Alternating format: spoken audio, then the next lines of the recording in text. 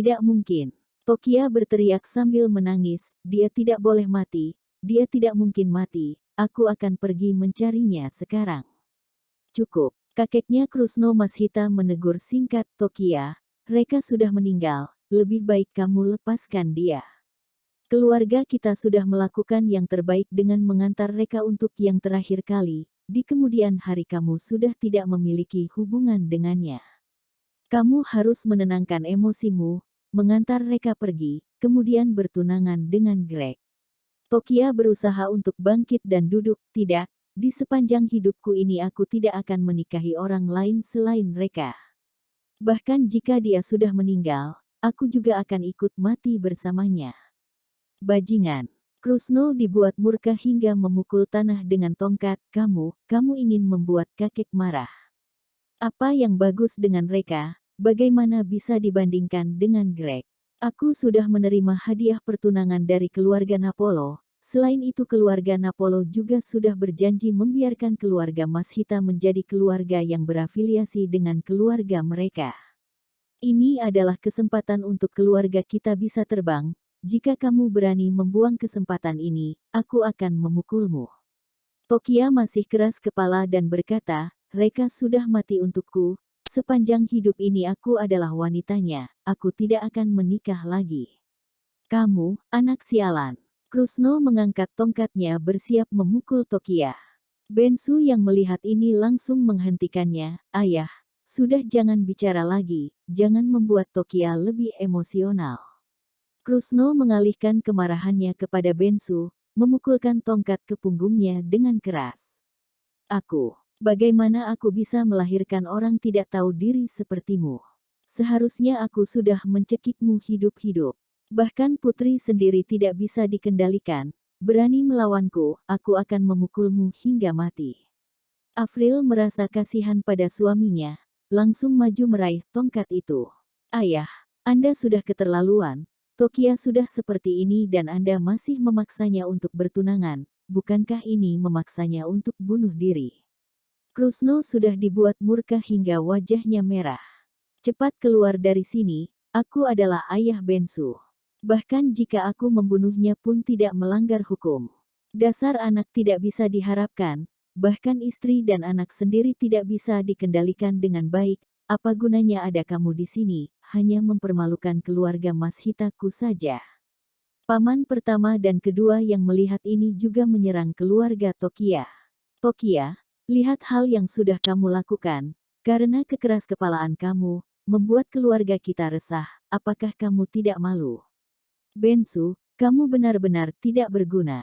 Ayah sudah bekerja keras untuk membesarkanmu, tidak hanya kamu tidak berbakti, bahkan tidak bisa mengendalikan istri dan anakmu sendiri, berani melawan ayah, dasar orang tidak berguna.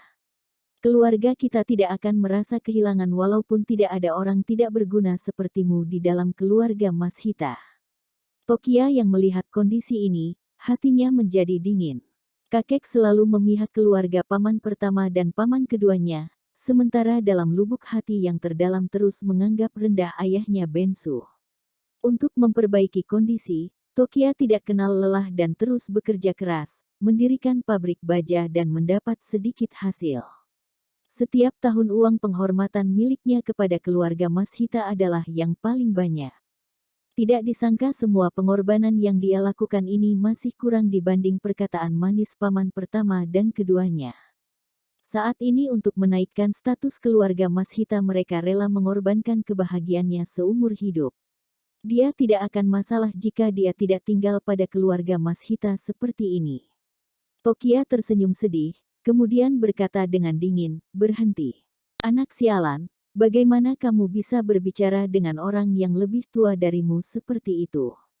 Paman pertamanya memarahi. Tiba-tiba Tokia meraih gunting dari sampingnya dan menekannya ke leher, pergi dari sini. Biarkan aku menenangkan diri. Jika tidak, aku akan membuat kalian melihatku bunuh diri. Hal ini langsung seluruh ruangan menjadi hening. Tubuh Afril menjadi lemas dan langsung terjatuh di atas tanah. Dia mulai menangis, Tokia, apakah kamu ingin membunuh ibu? Cepat letakkan gunting itu, cepat lakukan. Jika ada sesuatu yang terjadi padamu, ibu juga tidak akan bisa hidup. Tokia berkata, Bu, kalian pergilah keluar dahulu, aku ingin menenangkan diri sendirian. Bensu menelan ludah, menyeka keringat dingin di keningnya dan berkata, semua keluar dari sini, jika ada sesuatu yang terjadi pada putriku, aku akan membawa kalian untuk mati bersamaku. Greg yang hingga saat ini belum bersuara itu akhirnya berkata, Tokia, aku tahu saat ini kamu masih belum menerima kenyataan, kalau begitu biar aku memberitahumu kenyataan yang sesungguhnya. Kemarin malam, untuk menyelamatkan mereka, aku sudah menyuruh orang untuk menghubungi Four Monsters, namun tidak ada kabar sama sekali. Hal ini sudah jelas karena mereka sudah membunuh dan pergi bersembunyi, mereka sudah meninggal. Selain itu Abeno pasti tidak akan melepaskan keluarga kalian pergi. Jika aku tidak membantu, seluruh keluarga Mas Hita kalian akan ikut dikuburkan bersamamu. Sebaiknya kamu memikirkannya dengan baik.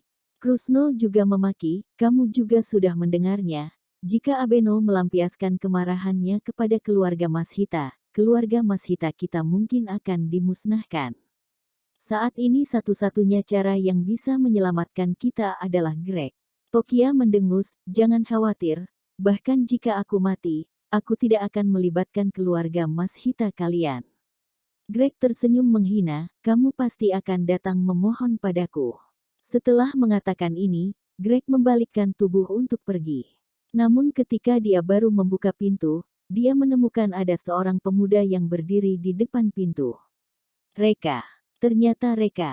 Tidak hanya dia masih hidup, selain itu, dia sama sekali tidak terluka.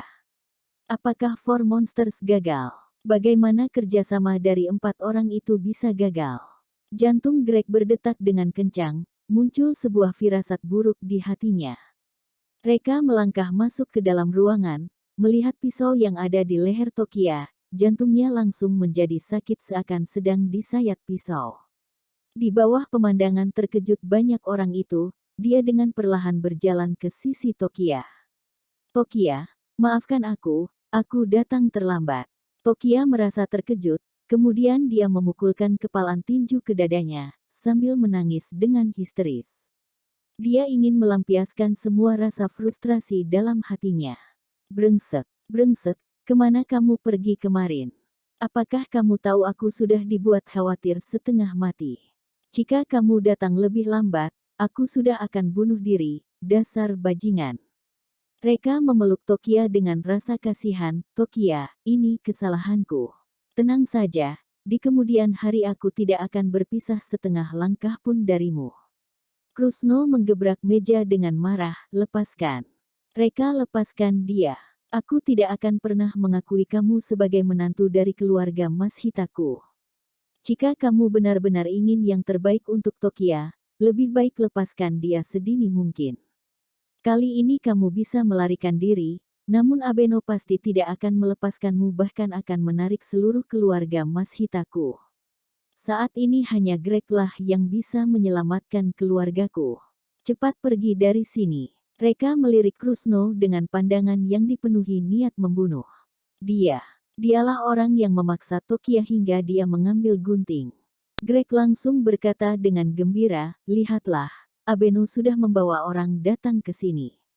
Tokia, ini adalah kesempatanmu yang terakhir. Aku sarankan kamu jangan mengubah keputusan ketika sudah dipaksa. Krusno melihat ke arah luar jendela. Setelah melihat Abeno, wajahnya langsung menjadi pucat karena ketakutan. Dia langsung maju memisahkan Reka dan Tokia. Namun Reka sudah mengulurkan tangan untuk memblokirnya, siapa yang berani menyentuh dia, akan mati.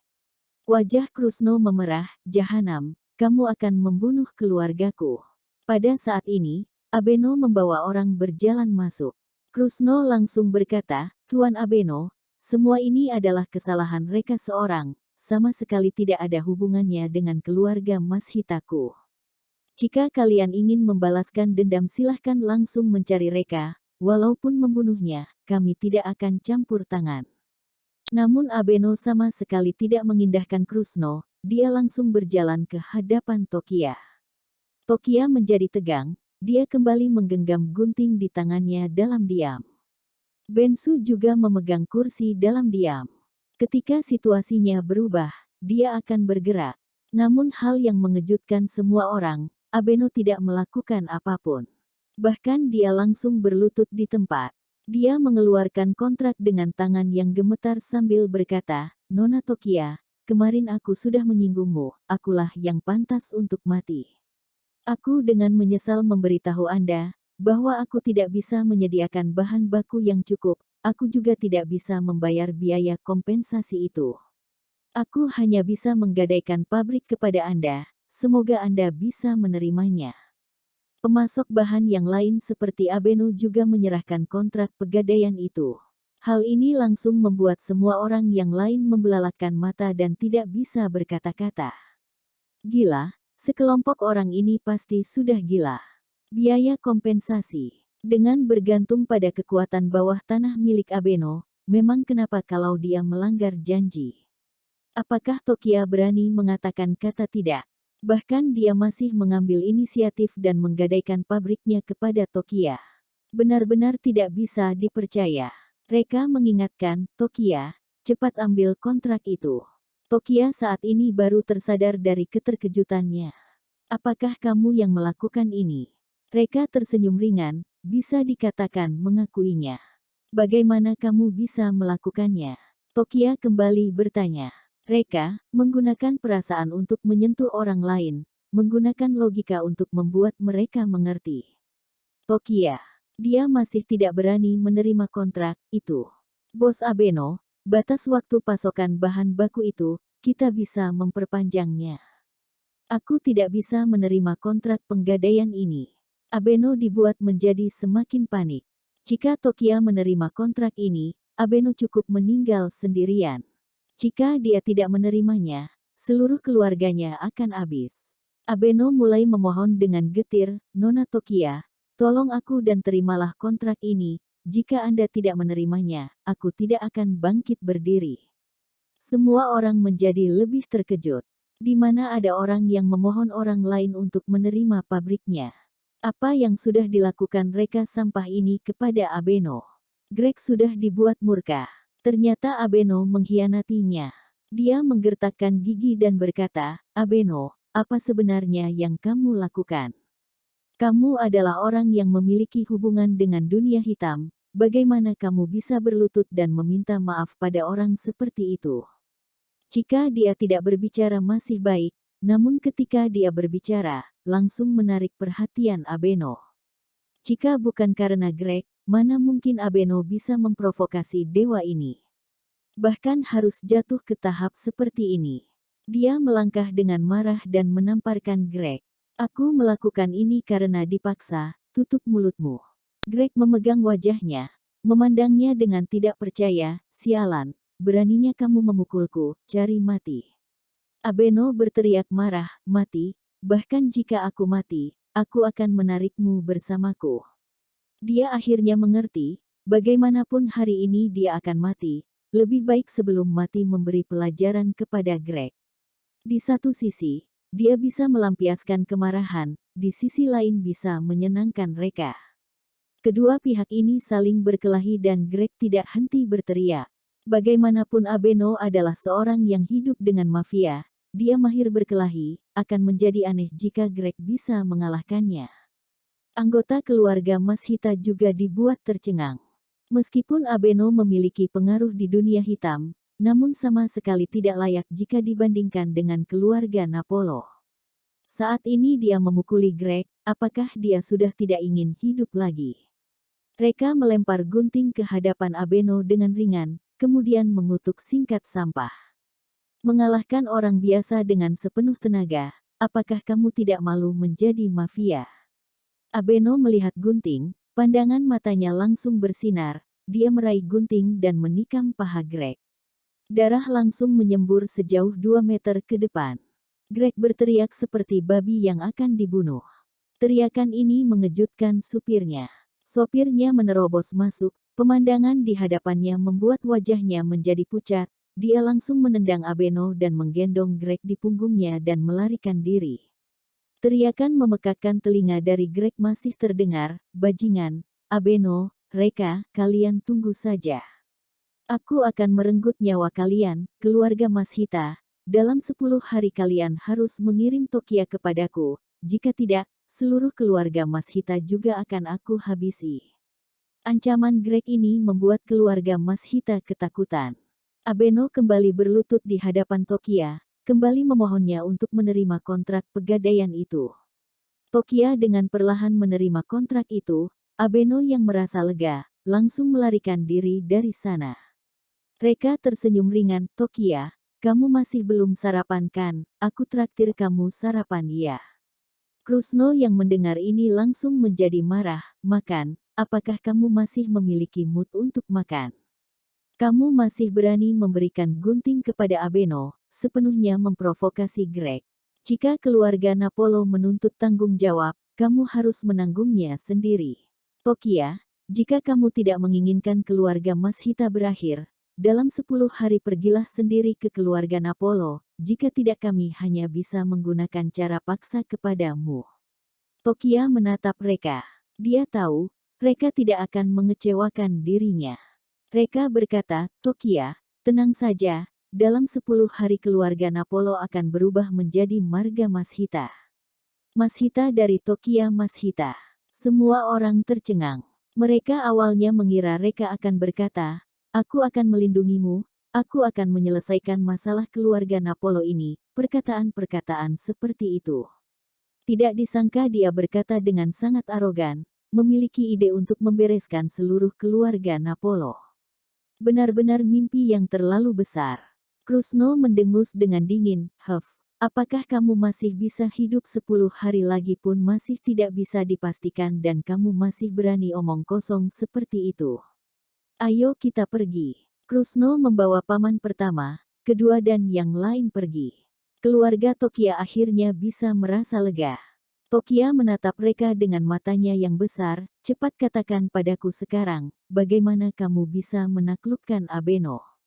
Bensu dan Afril juga mendengarkan dengan serius. Reka, apakah kamu ingat ada seorang bos misterius yang dalam beberapa saat terakhir membeli semua pabrik baja di kota Geffen? Tokia menganggukkan kepala, tentu saja. Apakah dia juga terlibat? Reka, ya. Dia menandatangani kontrak pasokan bahan baku dengan Abeno dan yang lain, namun Abeno tidak dapat menyediakan bahan baku sesuai waktu yang dijanjikan, melanggar perjanjian. Abeno membayar biaya ganti rugi ini dengan seluruh dana yang ada di tangannya. Dia tidak memiliki uang untuk membayar uang ganti rugi kita, sehingga hanya bisa menggadaikan pabrik miliknya. Bensu dan Afril langsung mengerti. Ternyata semua ini berkat bos besar yang misterius itu, sama sekali tidak ada hubungan dengan Reka. Hanya saja hal yang dilakukan oleh bos misterius, dengan membantu Tokia ini cukup mencurigakan. Mengapa dia membantu Tokia? Apakah dia adalah orang yang dikirimkan oleh Tuan Agung Valkyrie? Kemungkinan ini sangat besar, namun Tokia masih dipenuhi keraguan. Pikiran logis memberitahunya masalah ini tidak sesederhana ini. Ketika dia masih ingin menanyakan sesuatu, Afril tiba-tiba berbicara. Reka, seharusnya barusan kamu sudah mendengar Tokia yang akan bunuh dirinya untukmu kan? Kami setuju kamu bersama Tokia, hanya saja kami berharap kamu tidak mengecewakan rasa sayang yang diberikan oleh Tokia kepadamu. Batu ganjalan yang selama ini mengganjal di dalam hati Reka akhirnya bisa terlepas. Rintangan dari ibu mertua dan ayah mertua ini akhirnya bisa terlewati. Dia pun langsung berkata, ayah, ibu, tenang saja, aku akan mengorbankan seluruh nyawaku demi Tokia. Bagaimanapun, Tokia adalah satu-satunya keluargaku di dunia ini. Afril langsung menghela nafas, hidupmu memang tidak mudah. Tidak memiliki keluarga sama sekali, tumbuh dari kecil hingga besar sendirian, jika kamu masih belum menyerah, kamu bisa menganggap aku dan Bensu sebagai orang tua kandungmu. Tenang saja, kami juga akan menganggapmu sebagai putra kandung kami sendiri. Hati Reka tersentuh. Sebenarnya dia memiliki keluarga itu adalah keluarga Valkyrie yang berada di Midgard. Namun, keluarga itu tidak segan-segan mengorbankan dirinya untuk kepentingan mereka. Sementara ketika melihat pasangan di hadapannya, mereka bisa menahan godaan Greg dan Tuan Agung Valkyrie dan akhirnya memilih dirinya. Meskipun tidak memiliki hubungan darah, namun hubungan ini jauh mengalahkan hubungan keluarga. Tokia tersenyum gembira, sambil bercanda berkata, "Ayah, Ibu, apakah kalian sudah memikirkannya baik-baik? Jika aku bersama Reka, maka Greg itu pasti akan membalas dendam kepada kita dengan lebih gila lagi. Apakah kalian tidak takut pada Reka?" Afril menghela nafas dan mengerutkan kening. Bensu yang hingga saat ini tidak berbicara itu akhirnya bersuara.